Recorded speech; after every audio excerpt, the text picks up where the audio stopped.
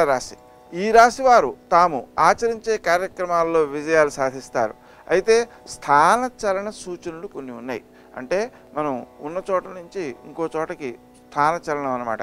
ఇది ఎక్కువ శాతం మార్చి ప్రాంతంలో కనిపిస్తోంది. దాన్ని కనుక మనం గుర్తించినట్లయితే అనుకూలమైనటువంటి స్థానచలనాన్ని సంపాదించుకునేందుకోసం ప్రయత్నం చేయవచ్చు. ఆ ప్రయత్నంలో భాగంగా శ్రీ రాజమాతంగే నమః అనేటువంటి మంత్రాన్ని జపించినట్లయితే మీ ప్రయత్నం సత్ఫలితాలను ఇచ్చేటువంటి అవకాశం ఉంది.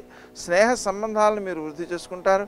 వారికి మీరు సహకరిస్తారు, మీకు వారు సహకరిస్తారు. శత్రువులపై విజయాన్ని సాధిస్తారు. వారు మీకు అపకారం చేయలేరు.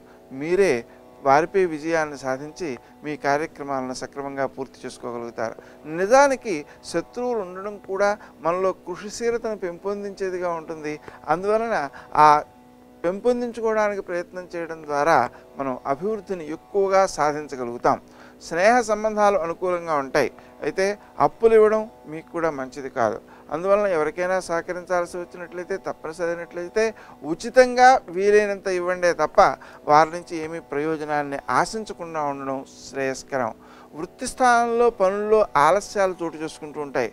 ఆ ఆలస్యాలను అధిగమించడం కోసం కూడా సేవకజన సహకారం ఎక్కువగా తీసుకోవాల్సినటువంటి ఆవశ్యకత ఉంది. అలాగే మీరు చేసేటువంటి పనులలో ఇతరులకు మేలు చేసేటువంటి పనులు, సహకరించేటువంటి పనులు ఎక్కువ ప్రాధాన్యం వహిస్తూ ఉంటాయి. వాటిని అలాగే కొనసాగించడం చాలా మంచిది. తద్వారా మీరు ప్రసన్నమైన మనసు కలిగినటువంటి వారై సరియైన నిర్ణయాలు తీసుకోగలిగి అతి తక్కువ శ్రమతో కూడా అత్యున్నతమైనటువంటి కార్యాలను సాధించగలుగుతారు. ముఖ్యంగా శ్రీరామ జయ రామ జయ జయ రామ రామ అనేటువంటి మంత్రాలని ఆపదామపహర్తారం దాతారం సర్వసంపదాం లోకాభిరామం శ్రీరామం మోక్షదంతం నమామ్యహం అనేటువంటి మంత్రాన్ని ప్రతిరోజు జపించుకుంటూ ఉండడం మంచిది. తద్వారా మీరు ఎక్కువ అభివృద్ధిని సాధించగలుగుతారు, దోషాలని అధిగమించగలుగుతారు.